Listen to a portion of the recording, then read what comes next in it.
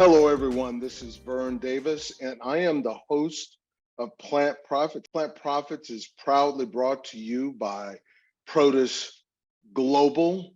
My guest today, Eneman. Evan's got an amazing background, and he's passionate about something that we have in common, and that's brand building. He is an LA-based entrepreneur, investor, and advisor, specializing in the cannabis and hemp industries. He's a founder of Sands Lane Holdings, which includes an ecosystem of companies focused on the cannabis and hemp industries, including Sands Lane's Ventures, which is a brand incubator, the Orello Agency, brand strategy and creative agencies, and Sands Lane's Capital, purpose-driven venture investment platform. Also, I will tell you that Evan is one of the founding members of Casa Verde Capital, first institutional cannabis investment fund. So I want you all to welcome Eneman of Sands Lane's Holdings with us today. Welcome, Evan, here today. How are you, Evan? Thank you very much. Doing very well. That's great, man. I love what you're trying to get accomplished, and I appreciate how hard it is. Yeah, it's a big effort, but that's what passion's for. That is, man. That is what passion is for. And I'm so, and we're also so fortunate that you chose to go down this path. And I really, we're going to get a chance today to talk about the companies you created and Sands Lane specifically. I want to dive into that and let's talk about Sands Lane, okay? And what drove you to create this three-pronged monster of a business that you've created? Yeah, it's a great question. And I'll clarify, I'm no longer part of one of the organizations that you mentioned before, Casa Verde Capital. I was the founding partner for that and ran totally that understand. for a while. So that's part of the impetus to what Sands Lane is when I created it. And you know, really and truly, it comes down to when I moved from New York to LA, I always wanted to be rooted in something to me that meant everything to me, which is family and home and community. And so Sands Lane happens to be the cross street of where I grew up, and it's a place that I grew up learning how to ride a bike and everything about my childhood. And that's really where I got the understanding of what hospitality is. And how to care for others, how to treat others. Both my parents were caregivers in different ways.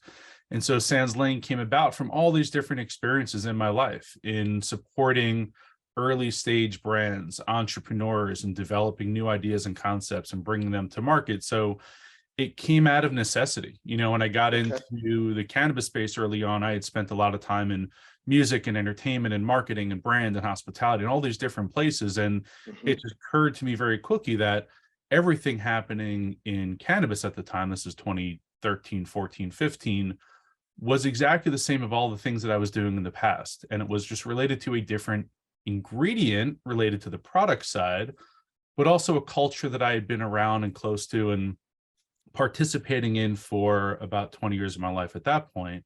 But it was still new to me, you know, still new to me in California. What it meant to be understanding of plant medicine was new to me. So in understanding the need that I had in helping my clients or in helping the brands who were incubating, those three areas of both incubating a brand with a venture studio and helping to accelerate that brand, advising those brands through strategy or marketing or PR, all the growth needs that they have, being the agency services, and then also some capital. And there are significant capital constraints. And I wouldn't say we're a true investor because we invest in those businesses that we help incubate and accelerate, with the intent of at some point, you know, having a separate dedicated fund and putting money to work outside of our portfolio. But it really came together out of need. And when, you know, you look at the industry, specifically in cannabis, it's a very difficult, heavily regulated industry, not just like others that I've worked in the past.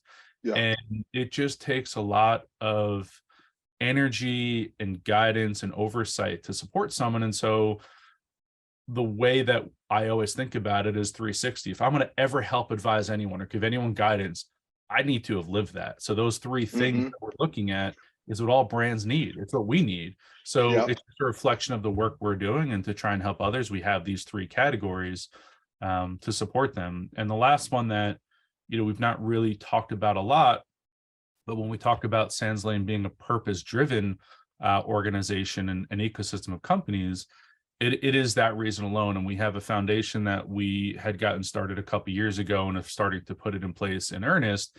And it's tied to the businesses that we are creating. And Mm-hmm. businesses have an input to the foundation. The foundation is set up to create a broader impact around mental health and general well-being. That's the impetus of Sands Lane. It roots me to my home, my upbringing, my family. Yeah. And then it really just combines all the experiences I had both professionally and personally through the lens of hospitality, through the lens of care, through the lens of business, and how to create this synergy between culture and content, and then ultimately commerce in order to, live our lives. So that's Right. the impetus of it. Well, thank you for that, and I appreciate that. Your early days of working with music artists, right? And that's brand building, right? You're creating content, and you're creating an image in my mind about the artist, and the music is part of that communication. What I see is part of that communication from the artist that becomes the brand.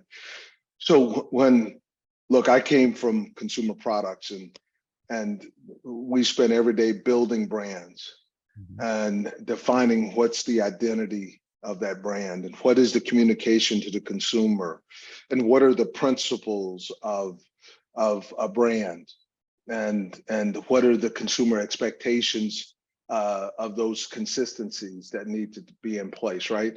So I see cannabis as this huge opportunity, but this total mess. Okay. But but I understand your existence, right? I understand why, because it's much needed. So tell me, how do you approach it? I mean, I I have my own theories why you want to work with early stage, because you can actually teach them something early on, right? And they can follow. But go ahead and talk about what you're actually doing and what you see out there, and why is it so difficult for us to create brands according to my definition of brands. Yeah, you're spot on. And it is a very difficult thing. And a lot of times when we think about CPG and the classics and traditional brands, a lot of people get a little bit misled by how fast a brand is developed. So there is, various stages, but brands take a significant amount of time to develop and mature. They don't just happen. It's not, I'm going to put a logo on paper and I'm going to raise a bunch of venture capital and all of a sudden I have a brand. That is not. That could be a products company, and you can sell a lot of those products and do very well. And that was the cannabis industry for a very long time. We have this plant that everyone should consume in some form, but many people already do. They have access to it, and creating this sort of industry around it, CPG based industry using this as an ingredient is one that confuses people, because brand takes time. It's ephemeral. It touches all these different categories of, again, culture. Where is this coming from? What is it rooted in? What is the brand? Is it defined? Is it differentiated? Is there something unique about it in any way? What are the categories you're trying to address? Are you a lifestyle apparel company? Are you a CPG products company? An ancillary smokable device company? Where are you trying to fit with the category? And then ultimately, and most importantly, where's your audience? Who's your consumer? And for us, when we're thinking about brand, it's always in the interest of a consumer. So even when I think about business, all the decisions are what's in the best interest of a consumer. And really what that is safe access and quality products. And once we can get those two things figured out, we won't really have many issues. In between those things are regulation and policymakers and anti-drug advocates, although they advocate for a lot of other things that harm people far more. But these are all the things that we have to contend with. So part of building brands starting early is you can actually get your DNA into that brand in a way that could be meaningful. Not necessarily. I certainly know that I do not know everything. I do not have all the answers. In fact, I start by saying I have none. because my process is to enter into a conversation having no answers whatsoever, but a process to think through information that I'm gathering and make those decisions. The brand is no different. Gather Yeah, all this information of what we're trying to do and who we're trying to reach, and then put it down on paper and build an architecture and a blueprint for what that brand could be, knowing that it's going to take time and it's going to be changed based on the interaction with our consumers, really who defines what the brand is in many ways. And that takes absolutely. time. Yeah, So it I does. love It doing it. takes time. Yeah. No, and we need it to be done. And that's an awesome statement. We're going to take a quick break. I'm Vern Davis. I'm your host of Plant Profits, and my guest today is Evan Eneman. He's founder and CEO of Sands Lane Holdings. And Evan and I'll be right back as we really talk through the building of brands and the importance of that in a consumable consumer products business, such as cannabis. Thank you. Be right back. Welcome back, everyone. This is Vern Davis. I am your host of Plant Profits. My guest today on Plant Profits is Evan Eneman. He's the founder and the CEO of Sands Lane Holdings. Evan, it's great to hear about why you're doing it, how you're doing it. Why did you build your company this way? It's a great question. I'm not sure if I built this way, more so that it kind of happened this way. Okay, that's fair. Those who know me know that I enjoy being involved in a lot of different things, and we can call it whatever it is. It's really just an interest in what people are building and creating, or creativity and things that kind of spur new ideas. And the constancy of that is what created the need for a flexible structure and businesses that can, in many ways, run independently of their own. Creative agency, run on its own. That's what it does. It provides creative services, design services, marketing services. That's sort of one way, we could have approached it. That's all we do. The other side of that, incubating and accelerating brands. Well, it's a different mindset of owning a brand and operating a brand than it is to just advise a brand, and the same thing to capitalize it. So it came out of the need, but these are three, at the core, the three divisions can all run independently, but they really work well together as an ecosystem supporting our clients and our brands. Yeah. So that's how they kind of came together. And while we have the three divisions as we do, they work well together. Yeah. And whether or not we support brands or clients through all of the, all those different areas, we don't. But when we do it, it works well. And when we only support them in one different organization, well, then they can go really deep in that one organization. We have a team that we've been developing in each of these areas, and some that are still very early on for ourselves, but we can give specialists in areas. And really that's important in a new and emerging category, is specialization and a deep knowledge around the category and the products that you're putting out specifically. And one thing we launched more recently under our venture studio is Harmony Craft Beverages. Yeah. When we talk about brands and we talk about consumers, we have a very strong belief in what we're doing in the beverage category. And the reason why we launched that particular, really an incubator accelerator as well, but a platform services company for all thing no and low alcoholic beverages, as well as functional and infused beverages, is because beverage has the ability as a category, using ingredients like cannabis and others, to really change people's minds. It's hard I agree. to get people I totally agree. to try a product that they are willing to try. So all of our brands, and we have brands that do this too, that are smokable or inhalable, some consumers just may never want to touch that. And beverages give people a way to be social, to integrate a form factor of consumption that's very normal in their life. And every day part, every use case, every occasion, you can have a different version of a functional infused beverage, adaptogen, cannabis, whatever it may be. And it's a natural thing. You don't have to stop and pause and take a break from work to go outside to have a break. It's great. And we agree. I agree, because I think the new consumers that are entering the category, and folks that just do not want to smoke, and doesn't find taking a bite of an edible as a sociable event, right? And so beverage fills that need to spend 3 hours with your friends and just socialize and not get wasted, but enjoy yourself. And you can do that. You can do that from the beverage front. It's amazing that you chose beverages to make this point with in your business, because beverage is what, 2% of consumption now, but it is the fastest growing segment of the business, and it's going to continue to be the fastest growing segment of the business for the reasons you outlined and what I just said. So I really believe in that. Where are we in the beverage journey? Wow. In the cannabis beverage journey, Yeah. we are very, very, very early on. I would say we're in the tinkering stages. We're not even in like inning one. We're trying to figure out what the game even is. Think about when Naismith figured out basketball. What was he doing? I Yeah. don't know, kicking a ball around and it went through a hoop. Okay, well, that's a game.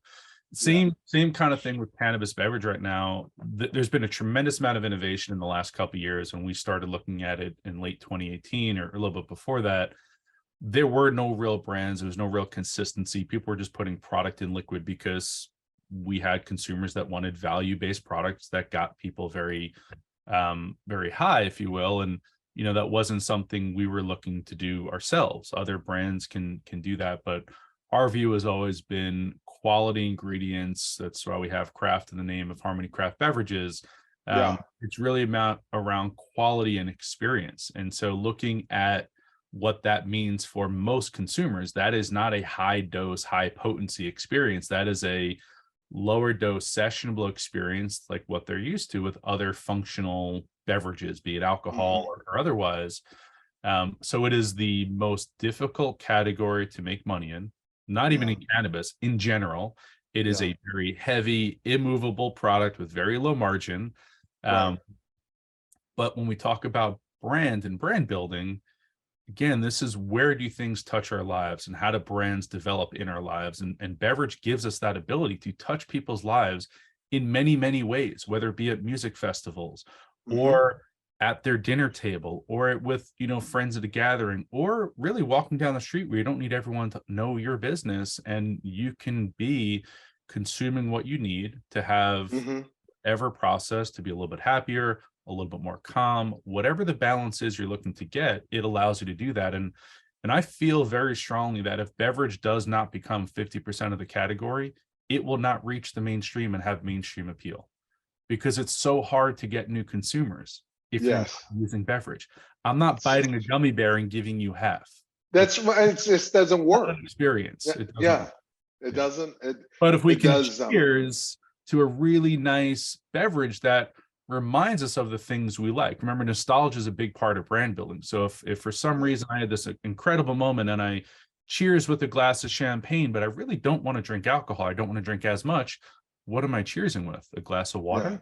Well, it doesn't seem as interesting to someone. But if I have something, again, whether it's adaptogen or cannabis or otherwise, and it's formulated and the quality of it and everything is around the same type of experience, and not to mimic alcohol, but it helps and it brings us that sense of calm and acceptance, the smell of it, the taste of it, the sound of a glass clinging. Those are all happy moments for the most part, not always, but they evoke those emotions. And so we want to give our brands and consumers that chance to have those connections. And we need that in cannabis right now. I agree. I totally, man. I totally agree. What are your thoughts on the beverages that are also engaging the hemp format? Right? Yeah. Huge opportunity, really interesting part of the nuance that we have a difficult time with in this industry. So there is we can call it a nice term, a negative term. There's a loophole in the Farm Bill that allows for hemp-based products to be available, quote unquote, nationwide in most states that have adopted the Farm Bill, related to hemp. And it's an interesting chance. Again, the hardest thing to do right now is get safe products or safe access for consumers, and then to have a variety of what those choices are to make a decision on, do they want to consume cannabis or not. So it's really a nice opportunity. We're seeing this in a couple key markets where consumers have this choice to have a low dose functional infused beverage, cannabis infused beverage, or their classic alcohol of choice, beer, wine, spirit, beverages, right next to each other. And we're seeing that they're choosing both, they're experiencing both, and they're only having better outcomes than if they had just alcohol.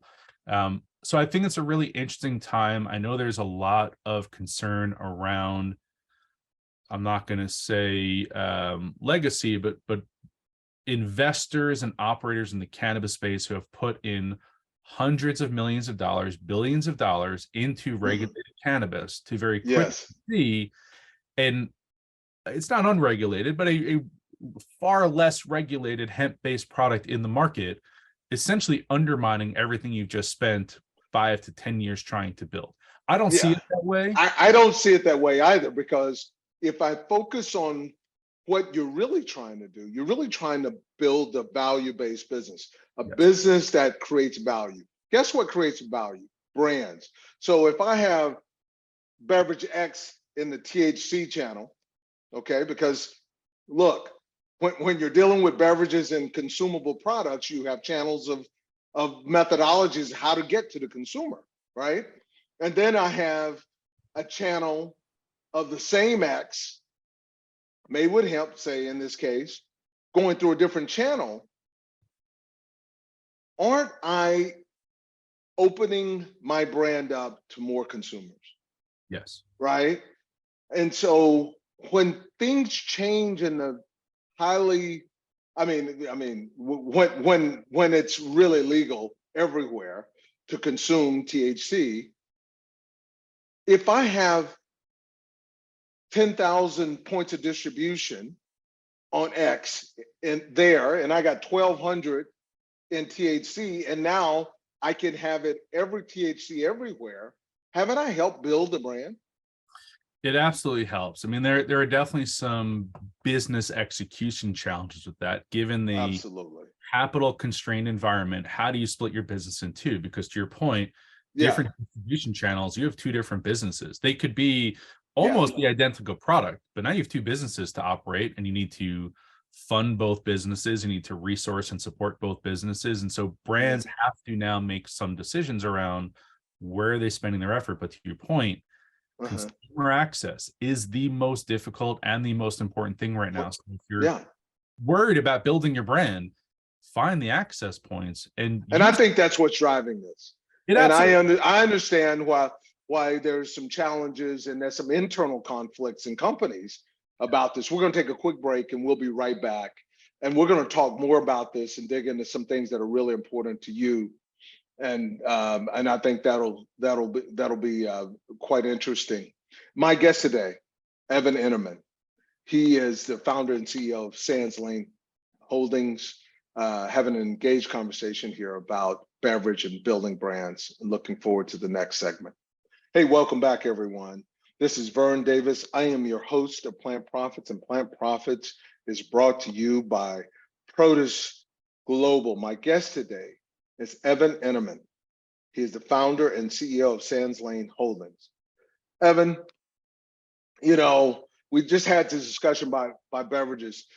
You as a brand builder, I actually love what you're doing. I love the strategy of incubating a brand so that you can really influence the brand owners about how to make the brand consistent and have the tenets of what a brand is. Because my biggest fear is that I can purchase something on the East Coast and then purchase the same thing, I think it's the same thing, on the West Coast, and it tastes different or it is different. And because, these businesses have to reconstruct themselves every market. And so there's the process creates built-in inconsistencies in the business. So it's a very difficult place to hang your hat, man. And I admire what you're doing, but are there any brands that you try to in your incubation with these brand owners? Is there any model sets that you utilize? Now, I'm not asking you to give away the secret sauce here, but is there any? Are there other brands that are made that you believe is the format for building a cannabis brand, or even is that a possibility? It's an interesting question. I don't necessarily point to cannabis brands when we're building brands and Hmm. thinking through what's worked well for Hmm. consumers, because mostly cannabis brands haven't had access to all consumers. So, Right. when we develop brand, we're thinking long term. What's the arc?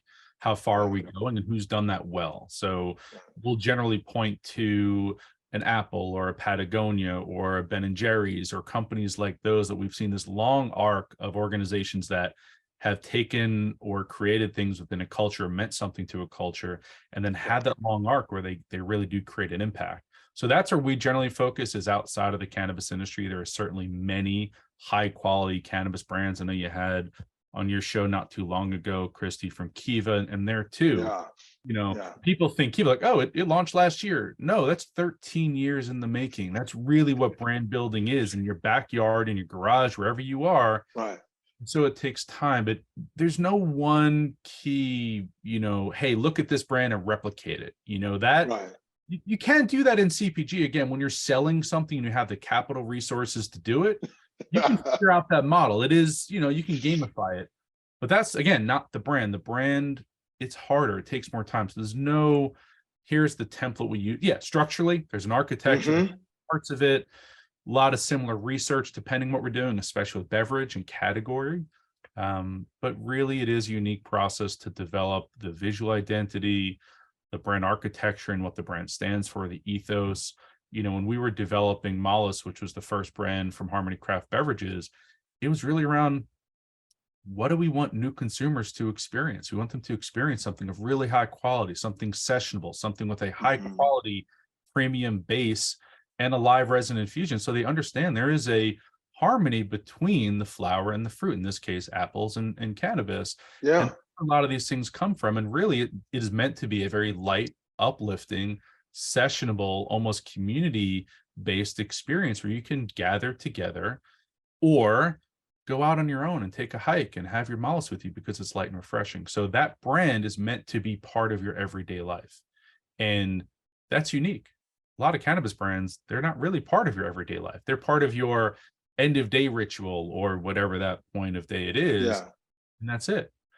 We don't want our brands to ever be that, nor do we want any brand to ever be that. We want it to be constant. We want it to be part of your life. We want it to wear it on your shirt as a badge of honor in many ways and talk about it. That's what we Hmm. want brands to ultimately be. So when we're advising a brand, whether it's Yeah. one bidding or a brand operator, or even a celebrity who's trying to launch a brand, Hmm. it really comes down to what do you stand for and what are you representing, and how does that come through in the brand? And Mm. we go down that That's path and figure it out. that's an interesting point, because one of the things I want to have a discussion with you about, are you building a brand when you're consulting inside out, or is it outside in? It is both. So we start Okay. inside out. We don't say, oh, Okay. what's the data telling us? Let's build something around that. Again, that's Yeah. more of a model for a big business, if you will, right? That's all right. Let me Hmm. analyze the data. Let me figure out where the opportunity is. Let me just go after it. We do Hmm. that, but we do it after we look internal and say, internally, what are we trying to achieve? Let's have a hypothesis and let's put that on paper. Let's base it on what we believe in. And then let's Hmm. test the data in the market. Does it support that hypothesis? Do we believe in something that the market is also interested in? And where is there a niche? The way a lot of very successful brands start isn't to say, oh, there's data around this exact service or feature. Think of Airbnb. That was not in existence. It Yeah. was created. So if we only worked externally, we wouldn't create a lot of the brands or businesses we have. So we have to think about, and when I say internally, it's our internal interest, or if it's a celebrity based brand, it's who that person is and what do they represent? What's their art? What are they Yeah. trying to get across? And then it's figuring out, when artists start, they may look for lookalikes, but really, if they want to be an artist and unique, they're putting themselves out there. They don't care if there's 10 million people that already like them, 100 million people, or one person. They're putting that art out so that the first person, then the second, then the millionth, then the 100 millionth, it's because they're putting themselves out there. The brand is really the same thing. So it's internal. What do you Hmm. represent, stand for? And it's external. how do we then find that audience that is aligned with, or how do we shift our presentation of the brand and market to connect with the audience we want to connect with? Got it. Got it. Totally understand. Thank you very, very much. My guest today on Plant Profits is Evan Eneman, who's founder and CEO of Sands Lane Holdings. I'm Vern Davis. I am your host of Plant Profits, and Plant Profits is brought to you by Produce Global. And I want to thank you all for joining us. You can download episodes of Plant Profits by going to cannabisradio.com or subscribe to the show on all major podcast outlets, including Apple, Amazon, Google, Spotify, and iHeartRadio, or anywhere you like to listen to us. You can find us. And you can also see at Produce Global at protisglobal.com how we're building companies and changing lives. Until next time, cheers.